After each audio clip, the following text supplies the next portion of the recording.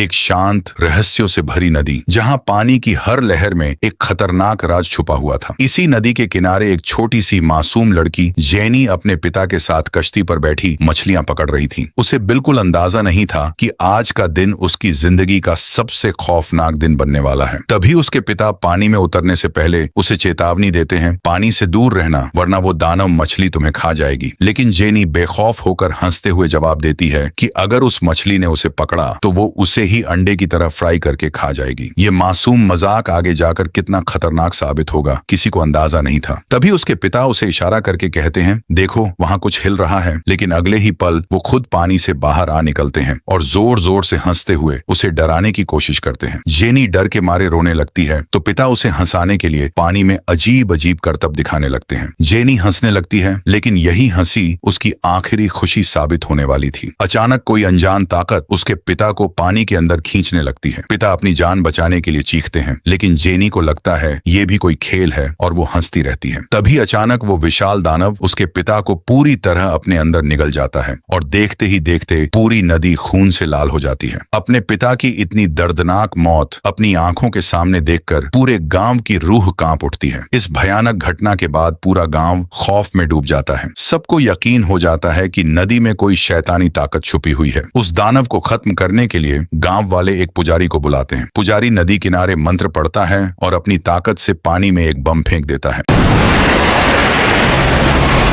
बम फटते ही पानी से एक बहुत बड़ा समुद्री जीव उछलकर बाहर आ गिरता है। सब गांव वाले हैरान रह जाते हैं। पुजारी दावा करता है कि यही वो शैतान था जिसने उस आदमी को मारा और अब वो मर चुका है। तुमने इसे कौन सी सजा देनी है, वो पूछता है। गांव वाले एक सुर में चिल्लाते हैं, खत्म कर दो इसे। लेकिन तभी भीड़ में से एक आदमी आगे आता है और चौंकाने वाली बात कहता है, तुम सब बहुत बड़ी गलती कर रहे हो। ये वो मछली नहीं है जिसने हमारे भाई को मारा। ये एक शरीफ जीव है जो किसी को नुकसान नहीं पहुंचाता। गांव वाले हैरानी से पूछते हैं, तुम कौन हो? वो जवाब देता है, मैं भी एक पुजारी हूँ और मैं असली शैतान को पकड़ लूंगा। गांव वाला वही पुजारी जिसने बम फोड़कर झूठा दावा किया था कि शैतान मर चुका है, अपनी चाल में कामयाब हो जाता है। वो तुरंत भीड़ के सामने आकर चिल्लाता है, इसकी बातों में मत आना, ये आदमी झूठा है और गांव में फसाद फैलाने आया है। उसकी बातें सुनकर गुस्से से भरे गांव वाले उस नए आदमी पर टूट पड़ते हैं। कोई उसकी सच्चाई सुनने को तैयार नहीं था। उसे पकड़कर रस्सी से बांध दिया जाता है और पानी के ठीक ऊपर लटका दिया जाता है, बिल्कुल एक चारे की तरह। इस झूठी जीत की खुशी में गांव वाले फिर से पानी में छलांग लगाते हैं। सब हंसी मजाक करते हुए तैरने लगते हैं, लेकिन उन्हें बिल्कुल अंदाजा नहीं था कि उनकी यह खुशी कुछ ही पलों की मेहमान है। तभी उस लटके हुए आदमी जिसका नाम जेफ था और जो असल में एक सच्चा शैतान शिकारी पुजारी था, उसे दूर पानी में कोई विशाल चीज तेजी से बढ़ती हुई दिखाई देती है। वो जान जाता है कि असली शैतान अभी भी जिंदा है। वो चीखते हुए चिल्लाता है, शैतान शैतान आ रहा है, सब बाहर निकलो। लेकिन अपनी खुशी में डूबे गांव वाले उसकी एक नहीं सुनते। अगले ही पल वो शैतान पानी से उछलकर एक औरत को जिंदा ही निगल जाता है। यह खौफनाक मंजर देखते ही पूरे गांव में चीख पुकार मच जाती है। हर तरफ अफरा तफरी फैल जाती है। लोग अपनी जान बचाकर भागने लगते हैं। इसी बीच एक आदमी उस झूठे पुजारी का गिरेबान पकड़कर पूछता है, तुमने हमसे झूठ क्यों बोला? पुजारी अपना ढोंग बचाने की कोशिश करता रहता है, लेकिन तभी अचानक वही शैतान उस आदमी को भी पानी के अंदर खींच ले जाता है। चारों तरफ सिर्फ चीखें और खून ही खून था। एक औरत अपनी गुम हुई बेटी के लिए चिल्लाती रहती है, लेकिन भीड़ में उसका कोई नामो निशान नहीं था। इसी अफरा तफरी में वो झूठा पुजारी अपनी जान बचाकर भागने की कोशिश करता है, लेकिन तभी वही आदमी उसे दोबारा पकड़ लेता है और गुस्से में कहता है, तुमने हमें धोखा दिया। मैंने उस शैतान को कब का मार दिया था। ये कोई और शैतान पानी से निकल आया है। और अगले ही पल वो शैतान झपट्टा मारकर उसे भी सीधा पानी के अंदर घसीट ले जाता है। उधर लटका हुआ जेफ अब भी सबकी जान बचाने की कोशिश कर रहा था। वो जोर से चिल्लाता है, मेरी बात सुनो, मारने की जरूरत नहीं है। जहां हो वहीं लेट जाओ और मरने का नाटक करो। यह सुनते ही सब लोग जहां थे वहीं छुप जाते हैं। चारों तरफ एक डरावना सन्नाटा छा जाता है। उस सन्नाटे में वो शैतान दोबारा पानी से बाहर झांकता है, लेकिन किसी की हिलने की आवाज ना पाकर वो वापस पानी में जा घुसता है। इसी दौरान वो गुम हुई औरत अपनी बेटी जेनी को कश्ती के किनारे खड़ा देख लेती है। वो उसे इशारे से चुप रहने को कहती है, लेकिन डर के मारे जेनी बेकाबू हो जाती है और अपनी माँ की तरफ दौड़ पड़ती है। जेफ उसे जोर से चिल्लाता है, रुक जाओ, भागो मत, रुक जाओ। लेकिन बहुत देर हो चुकी थी। जेफ की चीख हवा में ही रह जाती है। तभी अचानक वो शैतान पानी से बाहर आ निकलता है और सीधा जेनी को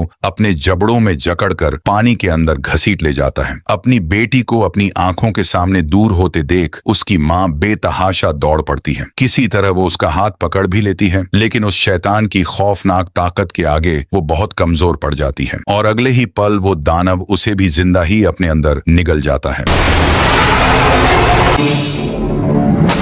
अपनी बेटी को किसी भी कीमत पर बचाने की जिद में वो औरत एक डंडा उठाती है और सीधा पानी के अंदर कूद पड़ती है। वो जोर जोर से चिल्लाकर उस शैतान को अपनी तरफ बुलाने लगती है, एक माँ की आखिरी हिम्मत। तभी वो विशाल शैतान उसके सामने आ जाता है। उसका डरावना आकार देखते ही उसके होश उड़ जाते हैं। कांपती हुई आवाज में वो बस इतना कह पाती है, मुझे मेरे बच्चे वापस दे दो। लेकिन उस शैतान को जरा भी रहम नहीं आता और वो उसे भी अपना निवाला बना डालता है। इसी गुस्से में वो शैतान वहां बने एक लकड़ी के पुल पर जोरदार हमला कर देता है, जिससे पुल टूट जाता है। पुल टूटते ही वहां खड़ी एक और औरत के हाथ से उसका छोटा बच्चा फिसलकर नीचे गिर पड़ता है। बच्चा घिसटते घिसटते दूसरे टूटे हुए पुल पर जा गिरता है और नीचे वो विशाल शैतान उसका इंतजार कर रहा था। लेकिन इससे पहले कि वो बच्चा नीचे गिरता, जेफ खुद को रस्सी से आजाद कर वहां कूद पड़ता है। बच्चा रेंगते रेंगते उसी की तरफ बढ़ रहा था। तभी अचानक वो शैतान पुल पर अपना पूरा जोर लगा देता है, जिससे बच्चा उसकी तरफ लुढ़कने लगता है। यह देख जेफ उस झूठे पुजारी को भी अपनी तरफ खींच लेता है और जैसे ही दोनों का जोर पुल पर पड़ता है, बच्चा उनकी दिशा में आने लगता है। लेकिन तभी एक बार फिर वो शैतान झपट्टा मारता है और बच्चा उड़ते हुए सीधा नदी में जा गिरता है। अब वो दानव उसे निवाला बनाने ही वाला था। एन वक्त पर जेफ जोर लगाकर उसे शैतान के मुंह में जाने से बचा लेता है। इस झटपटी में वो शैतान पुल के लोहे के ढांचे में बुरी तरह फंस जाता है। जेफ फौरन झूठे पुजारी से कहता है, हमें इसे किसी भी तरह किनारे तक लाना होगा। अगर यह पानी में वापस चला गया तो इसे पकड़ना नामुमकिन हो जाएगा। दोनों उस लकड़ी पर कूद पड़ते हैं, लेकिन वो दानव बेहद ताकतवर था और उनकी कोशिश नाकाम होकर वो दूर जा गिरते हैं। गांव वाले भी हिम्मत जुटाकर आगे आते हैं, मगर कोई भी उस मॉन्स्टर के सामने टिक नहीं पाता। तभी जमीन जोर जोर से हिलने लगती है। भीड़ को चीरते हुए एक अजीब बहुत मोटी औरत तेजी से दौड़ती हुई आती है। जैसे ही वो उस पुल पर कूदती है, वो शैतान संभल नहीं पाता और हवा में उछलकर सीधा उसी झूठे पुजारी के ऊपर जा गिरता है और अगले ही पल सबकी आंखों के सामने वो दानव अपने असली रूप में बदल जाता है। गांव वालों का गुस्सा फूट पड़ता है। सब हथियार उठाकर उसे खत्म करने दौड़ पड़ते हैं। लेकिन तभी जेफ बीच में आकर चिल्लाता है, कोई इसे हाथ मत लगाना, मुझे इसे पकड़ने दो, मैं शैतानों को पकड़ने में माहिर हूँ। वो अपना सामान जमीन पर रखता है और एक ऐसी रहस्यमयी किताब निकालता है जिसमें शैतानों को कैद करने के प्राचीन मंत्र लिखे थे। जैसे ही वो मंत्र पढ़ना शुरू करता है, वो शैतान और भी ज्यादा गुस्से में आ जाता है और उस पर हमला कर देता है। एन उसी पल जब शैतान जेफ की जान लेने वाला था, तभी अचानक एक लड़की बिना कुछ सोचे उस दानव पर अंधी होकर टूट पड़ती है। उसका नाम था शिन। पल भर में उसने एक जादुई कपड़ा निकाला और उस शैतान को उसी कपड़े के अंदर कसकर जकड़ लिया। जैसे ही वो कैद हुआ, उसका पूरा रूप धीरे धीरे बदलकर एक निर्जीव कठपुतली में बदल जाता है। सब यह देखकर सन्न रह जाते हैं। शिन जेफ के पास आती है और मुस्कुराते हुए पूछती है, तुम भी शैतान का शिकार करते हो? जेफ जवाब देता है, हाँ, मैंने अपनी किताब से यह हुनर सीखा है। यह सुनकर शिन जोर से हंसती है और घमंड से कहती है, तुम छोटे मोटे चूहों को तो मैं एक ही झटके में गायब कर सकती हूँ। इतना कहकर वो अपने हाथ में पहने खास जादुई खड़े घुमाने लगती है। जेफ यह देखकर पूरी तरह चारों खाने चित्त हो जाता है। यह लड़की कोई मामूली शिकारी नहीं थी। गांव वाले शिन का शुक्रिया अदा करते हुए उसके पैरों में गिर पड़ते हैं। लेकिन जेफ का दिल अब भी भारी था। वो चुपचाप अपने मास्टर के पास जाता है और उदास होकर कहता है, इस बार भी मैं किसी की जान नहीं बचा पाया। मेरे सामने कई लोगों को वो शैतान जिंदा ही निगल गया। मास्टर उसकी बात सुनकर एक चौंकाने वाला सच बताता है, आज जिस शैतान का तुमने सामना किया, वो कभी एक बहुत नेक दिल इंसान था। एक दिन वो नदी किनारे एक छोटे बच्चे की जान बचा रहा था, लेकिन गांव वालों ने उसे गलत समझ लिया। उन्हें लगा वो बच्चों को मारने आया है। उन्होंने उसे एक सांप में कैद करके नदी में बहा दिया। यही वो दर्द और नफरत थी जिसने उसे इस खौफनाक दानव में बदल दिया और वो बदला लेने के लिए वापस लौटा था। मास्टर जेफ को यकीन दिलाता है कि अब से वो उसकी ताकत बढ़ाने में उसकी मदद करेगा। इसके बाद कहानी एक नए बेहद रहस्यमयी मोड़ पर पहुंचती है। एक जोड़ा एक पुराने से रेस्टोरेंट में पहुंचता है जो अंदर से पूरी तरह वीरान था। ना कोई कस्टमर, ना कोई वेटर। दोनों को कुछ अजीब सा महसूस होता है। तभी अचानक उनके सामने एक वेटर आ खड़ा होता है और उन्हें वेलकम करते हुए रेस्टोरेंट के सबसे वीआईपी खाने के बारे में बताने लगता है। कुछ ही देर में उनकी टेबल पर गर्मा गर्म बेहद लजीज खाना सज जाता है।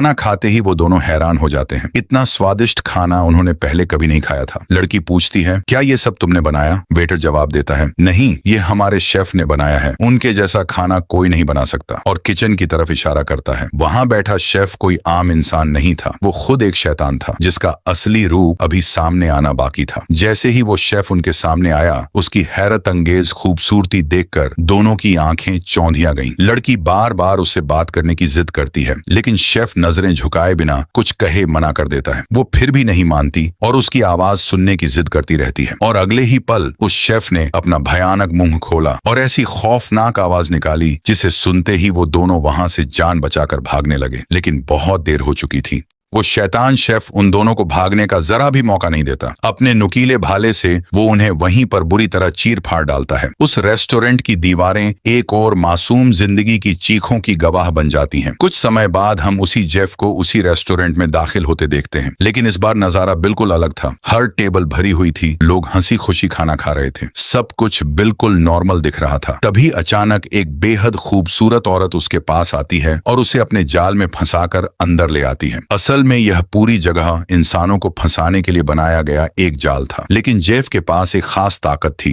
वो सब कुछ अपनी असली शक्ल में देख सकता था। जैसे जैसे वो अपना मंत्र पढ़ता जा रहा था, उस रेस्टोरेंट की खौफनाक हकीकत उसकी आंखों के सामने खुलती जा रही थी। उसे वहां खून से सना एक विशाल भाला पड़ा दिखाई देता है। मतलब साफ था, जो औरत उसके पास खड़ी थी वो भी एक शैतान थी। बिना एक पल सोचे जेफ उस पर टूट पड़ता है और दो जोरदार मुक्के उसके मुंह पर दे मारता है, जिससे उसका चेहरा वहीं धंस जाता है। लेकिन इससे पहले वो शैतान उसे अपने जाल में पूरी तरह फंसा पाती, तभी अचानक वहां शिण आ पहुंचती है। आते ही वो उसकी अच्छे से धुनाई करके उसे वहीं ढेर कर देती है। लेकिन खतरा अभी टला नहीं था। वहां और भी कई शैतान छुपे बैठे थे। जेफ एक एक करके उन्हें मारना शुरू कर देता है। फिर भी उसे एहसास था कि सबसे ताकतवर शैतान अभी भी कहीं छुपा हुआ है। वो जोर से चिल्लाकर चैलेंज देती है, अगर हिम्मत है तो सामने आओ। अगले ही पल अंधेरे से वो सबसे ताकतवर शैतान बाहर आ निकलता है और सीधा शिण पर हमला कर देता है। दोनों के बीच एक जबरदस्त खतरनाक टकराव शुरू हो जाता है। लेकिन उस दानव की ताकत के आगे शिण कमजोर पड़ने लगती है, इसलिए वो अपने जादुई कड़े अंधाधुंध उस पर बरसाना शुरू कर देती है। हर बार उसके शरीर को चीरता जाता है और धीरे धीरे उसका असली रूप सामने आने लगता है। चौंकाने वाला सच, ये कोई आम शैतान नहीं था, बल्कि एक विशाल सुअर दानव था। शिण के हमले से उसका गुस्सा और भड़क उठता है और वो अपने भाले से जवाबी हमला करता है, लेकिन शिण अपने कड़े की ताकत से खुद को बचा लेती है। मौका देखकर वो अपना कड़ा उसके गले में फंसा देती है और कसकर जकड़ लेती है। वो जेफ से चिल्लाकर कहती है, इसकी सारी ताकत इसके गले में है, इसे चूस कर बाहर निकालो। ये सुनते ही जेफ के रोंगटे खड़े हो जाते हैं। उस शैतान का इतना खौफनाक चेहरा देखकर उसकी रूह कांप उठती है। फिर भी अपनी जान की बाजी लगाकर वो आगे बढ़ता है और उस दानव को पूरी तरह अपने अंदर खींच लेता है। खींचते ही उसका चेहरा नीला पड़ जाता है। तभी शिण खुद उस शैतान को अपने अंदर खींच लेती है, लेकिन इससे पहले कि वो खुद मर जाए, वो फौरन अपना जादुई कपड़ा निकालकर उस शैतान को उसके अंदर कैद कर लेती है। मगर वो सुअर दानव अभी पूरी तरह खत्म नहीं हुआ था। अचानक अपनी पूरी ताकत लगाकर वो उस कपड़े को फाड़कर बाहर निकल आता है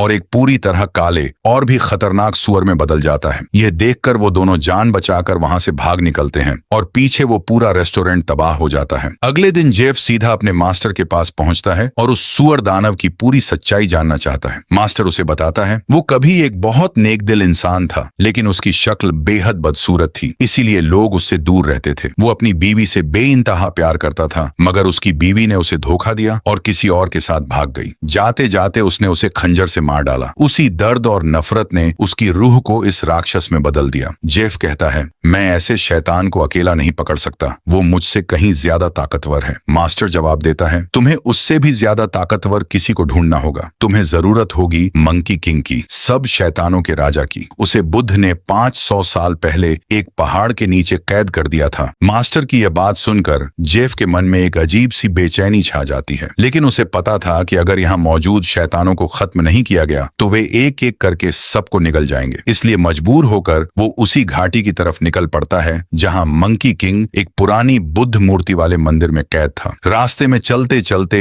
उसका पैर एक जाल में फंस जाता है। ये जाल किसी और ने नहीं बल्कि शैतान शिकारियों ने ही फैलाया था। वहां उसने देखा कि उन्होंने पहले से कई लोगों को कैद करके रखा था और उन्हीं में शिन भी थी। ये देखकर उसका दिल अंदर से टूट जाता है। वहां की मुखिया लड़की उसे धमकाते हुए कहती है, हम यहाँ शैतानों को पकड़ने आए हैं और जो भी हमारा रास्ता रोकेगा हम उसे कुत्ते की मौत सुला देंगे। अगर तुम भी शैतान पकड़ने आए हो तो अब यहाँ से जिंदा वापस नहीं जा सकते। वो उसे खत्म करने ही वाली थी। तभी अचानक शिन बीच में आ जाती है और झूठ बोलती है, ये मेरा पति है, हमारी थोड़ी बहस हो गई थी इसलिए मैं गुस्से में यहाँ आ गई, ये मुझे घर ले जाने आया है। लेकिन उस लड़की को शक हो जाता है और वो चैलेंज देती है, अगर तुम वाकई शादीशुदा हो तो एक दूसरे को गले लगाओ। लेकिन जेफ ऐसा करने से साफ मना कर देता है, जिससे शिकारी और भड़क उठते हैं और जान से मारने की धमकी देने लगते हैं। असल में यह शिन की एक चाल थी। वो जानबूझकर चाहती थी कि जेफ यह कर दे। तभी जेफ को उसके हाथ पर बंधे नुकीले नकली लोहे नजर आते हैं और उसे समझ आ जाता है कि उसके साथ धोखा हो रहा है। वो फौरन वो नकली लोहे उसके हाथ से निकाल फेंकता है और यहीं पर एक बड़ा राज खुलता है। शिन खुद इन सारे शिकारियों की लीडर थी। ये सब यहाँ शैतानों को पकड़ने ही आए थे। शिन शर्मिंदा होकर कहती है, मैं तुम्हें समझाने का और कोई तरीका नहीं ढूंढ पाई क्योंकि मैं तुम्हें पसंद करती हूँ। मैं चाहती थी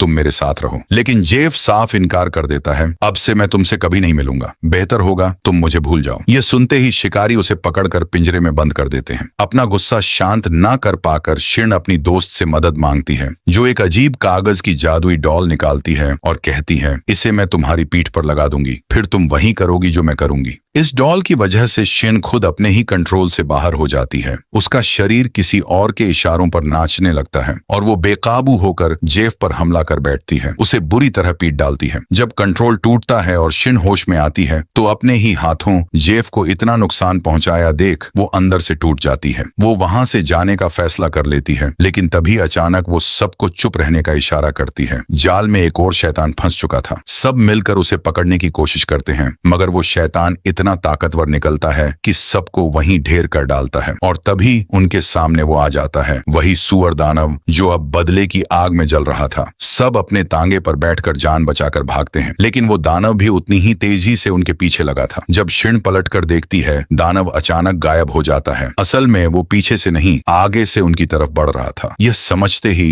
वो फौरन जेफ को पकड़कर तांगे से बाहर फेंक देती है ताकि उसकी जान बच सके। ऐन उसी पल वो दानव तांगे से जोरदार टक्कर मारकर उसे टुकड़े टुकड़े कर डालता है। सब बुरी तरह जख्मी हो जाते हैं। शिन भी इतनी बुरी तरह घायल हो जाती है कि हिल भी नहीं पाती। जैसे ही जेफ उसे देखता है उसकी सांसें रुकी हुई थीं। उसे लगता है शिन अब इस दुनिया में नहीं रही और वो फूट फूट कर रोने लगता है। लेकिन अगले ही पल शिन अचानक उठ बैठती है। वो जिंदा थी। यह भी उसकी एक चाल थी ताकि जेफ आखिरकार उसे हाँ कह दे। इससे पहले कि वो दोनों वहां से भाग पाते, वो दानव फिर उनकी तरफ बढ़ने लगता है और तभी आसमान से कुछ ऐसा उतरता है जो इस पूरी जंग का रुख ही बदल देगा।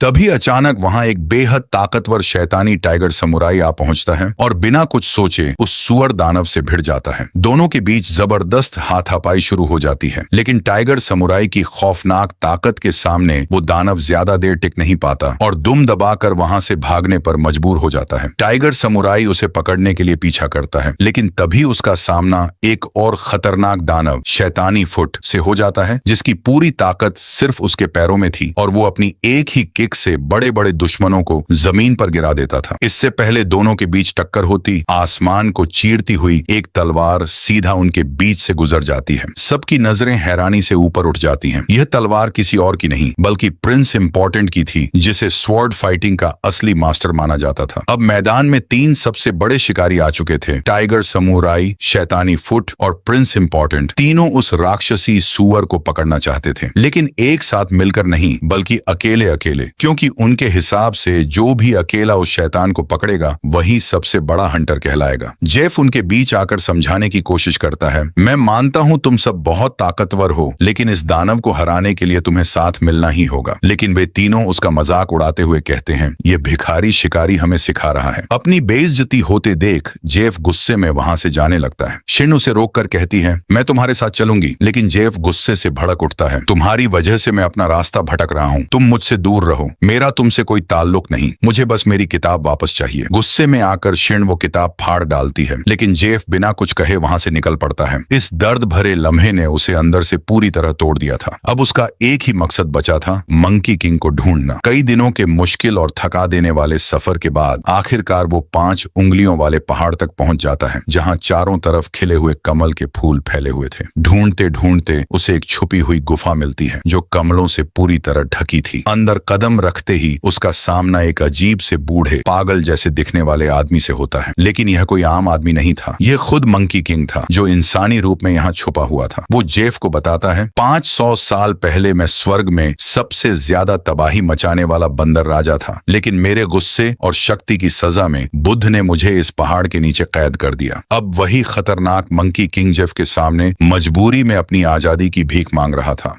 लेकिन जेफ उसे इतनी आसानी से आजाद करने वाला नहीं था। वो एक शर्त रखता है, मैं उसी सूरत में तुम्हें आजाद करूंगा जब तुम पहले मेरी मदद करो और उस खतरनाक शैतानी सुअर को हराओ। दोनों अपना प्लान बना ही रहे होते हैं, तभी अचानक शिन चुपके से उनका पीछा करते हुए वहां आ पहुंचती है और कहती है, मैं भी तुम्हारी मदद करना चाहती हूँ। जेफ मना करता है, लेकिन शिन जाने से इनकार कर देती है और अब यह तीनों मिलकर एक साथ आगे बढ़ते हैं। मंकी किंग एक चालाक प्लान सुझाता है। वो शैतान सुअर अपनी पुरानी जिंदगी में अपनी चाहत का गुलाम था। डांस और आवाज से उसे बाहर निकाला जा सकता है। ये सुनते ही शिन बिना कुछ सोचे चांदनी रात के सामने खड़ी हो जाती है और मंत्र के साथ डांस करने लगती है। कुछ ही पलों में वो शैतान अपनी जगह से बाहर आ निकलता है और सीधा जेफ पर हमला कर देता है, लेकिन शिन इन वक्त पर उसे बचा लेती है। जब वो शैतान गुफा के अंदर घुसने की कोशिश करता है, तभी मंकी किंग अपनी पूरी ताकत दिखाता है और उसे एक छोटे से सुअर में बदल डालता है। शिन तुरंत अपना जादुई कपड़ा निकालकर उसे उसी में कैद कर लेती है, ठीक वैसे ही जैसे उसने नदी वाले शैतान को कैद किया था। अपनी इस जीत के बाद शिन खुशी खुशी दोनों कैद शैतानों को जेफ के हवाले कर देती है। वो अपनी जादुई अंगूठी निकालकर उसके हाथ में रख देती है और साथ ही वो पुरानी फटी हुई किताब भी लौटा देती है, जिसे उसने बड़ी मेहनत से दोबारा जोड़ा था। उसका हर इशारा साफ बता रहा था कि वो जेफ से कितना प्यार करती है और चाहती है कि वो उसकी मांग कबूल कर ले। लेकिन एक बार फिर जेफ उसका दिल तोड़ देता है। वो एक पत्थर उठाकर उसे अपना हाथ तोड़ने की धमकी देने लगता है, जिससे मजबूर होकर शिन वो अंगूठी वापस निकाल लेती है। यह सब देखकर उसका दिल पूरी तरह चकनाचूर हो जाता है। आंखों में आंसू भर आते हैं और वो बिना कुछ कहे चुपचाप वहां से चली जाती है। जेफ को अपनी इस गलती का एहसास होता है, लेकिन तब तक बहुत देर हो चुकी होती है। यह सब चुपचाप देख रहा मंकी किंग अब जेफ को एक खतरनाक जाल में फंसाने की साजिश रचता है। वो उसे गुफा के ऊपर लगे कमल के फूल तोड़ने के लिए उकसाता है। बिना कुछ समझे जेफ एक फूल तोड़ देता है और अगले ही पल सारे कमल के फूल आग की लपटों में जलने लगते हैं। एक खौफनाक हंसी के साथ 500 साल की कैद के बाद मंकी किंग आखिरकार अपने असली सबसे खतरनाक रूप में आजाद हो जाता है और जेफ को अब एहसास होता है कि उसने अपने ही हाथों सबसे बड़ी भूल कर दी है। मंकी किंग जेफ के सामने अपने असली रूप में खड़ा होकर कहता है, मैं ही मंकी किंग हूँ। 500 साल पहले मैं बहुत शैतान और नासमझ था। स्वर्ग में मैं बहुत तबाही मचाता था, इसलिए मुझे इस पहाड़ में कैद कर दिया गया। लेकिन अब मैं बदल चुका हूँ, अब मैं एक नेक दिल इंसान हूँ। लेकिन जैसे ही उसने जेफ के मुंह से बुद्धा का नाम सुना, उसका पूरा चेहरा गुस्से से बदल गया। अगले ही पल उसने जेफ पर इतनी जोरदार फूंक मारी कि वो सीधा दूर जा गिरा और बुरी तरह जख्मी हो गया। यही नहीं, मंकी किंग ने उसके सिर के बाल जड़ से पकड़कर एक एक कर उखाड़ना शुरू कर दिया। कुछ ही पलों में जेफ के सारे बाल धड़ से अलग हो चुके थे। 500 साल की नफरत अब पूरी तरह बेकाबू हो चुकी थी। तभी अचानक वही तीनों घमंडी शिकारी, टाइगर समुराई, शैतानी फुट और प्रिंस इंपॉर्टेंट वहां आ पहुंचते हैं। उन्हें लगता है यही मौका है मंकी किंग को हराकर अपना नाम इतिहास में दर्ज करने का। तीनों एक के बाद एक उस पर हमला करते जाते हैं, अपनी पूरी ताकत उस पर बरसा देते हैं। लेकिन हैरानी की बात यह थी कि जितना उस पर वार किया जा रहा था, वो उल्टा उतना ही ज्यादा ताकतवर बनता जा रहा था। उन तीनों की सारी ताकत उसके आगे बेअसर हो जाती है और मंकी किंग एक ही झटके में उन तीनों को हमेशा के लिए जमीन से मिटा डालता है। मंकी किंग अब जेफ को खत्म करने ही वाला होता है, तभी अचानक शिन वापस मौके पर आ जाती है। वो उसे एक जोरदार लात मारती है, लेकिन उसकी वो ताकत भी इस राक्षसी राजा के सामने बेकार साबित होती है। शिन अपने जादुई कड़े निकालकर लगातार उस पर बरसाना शुरू कर देती है। अब असली आखिरी जंग शुरू हो चुकी थी, लेकिन मंकी किंग एक एक करके उसके सारे जादुई वार तोड़ता जाता है और फिर वो सबसे डरावना पल आता है। मंकी किंग अचानक शिन पर हमला कर देता है और उसे वहीं जमीन पर ढेर कर डालता है। शिन की सांसें उखड़ने लगती हैं। यह देखकर जेफ की रूह कांप उठती है। आखिरकार उसे एहसास होता है कि शिन उससे कितना गहरा प्यार करती थी। उसकी आंखों में आंसू भर आते हैं और वो आखिरकार अपने दिल की सच्चाई कबूल कर लेता है। लेकिन तब तक बहुत देर हो चुकी थी। शिन अपनी जिंदगी की आखिरी सांसें ले रही थी और तभी अचानक एक तेज रोशनी में उसकी जिंदगी वहीं बुझ जाती है। अपने सामने यह दर्दनाक मंजर देखकर जेफ पूरी तरह टूट जाता है। कांपते हाथों से वो शिन की जोड़ी हुई किताब उठाता है और पूरे दिल से उसका सबसे शक्तिशाली मंत्र पढ़ना शुरू कर देता है। जैसे ही वो मंत्र पूरा होता है, आसमान से एक तेज चमकदार रोशनी उतरती है और उस शैतानी मंकी किंग को वहीं कुचल डालती है और इसी पल में वो शैतान हमेशा के लिए खत्म हो जाता है और जेफ के साथ साथ मंकी किंग भी अपने असली शांत इंसानी रूप में वापस आ जाता है। अब वे दोनों एक ऐसी जगह खड़े थे जहां चारों तरफ सिर्फ हरियाली ही हरियाली थी। जेफ अपने हाथ में वो जादुई अंगूठी निकालता है जो शिन की थी। वो उसे मंकी किंग के सिर पर रखता है और धीरे धीरे वो अंगूठी एक जादुई सिर की पट्टी में बदल जाती है। इसका मतलब साफ था, मंकी किंग अब उसका दुश्मन नहीं रहा। इस दर्दनाक जंग के बाद उसके अंदर की सारी नफरत खत्म हो चुकी थी और वो अब एक साधारण नेक दिल इंसान बन चुका था। और इस भावुक दर्द भरे मोड़ के साथ ये कहानी यहीं खत्म होती है।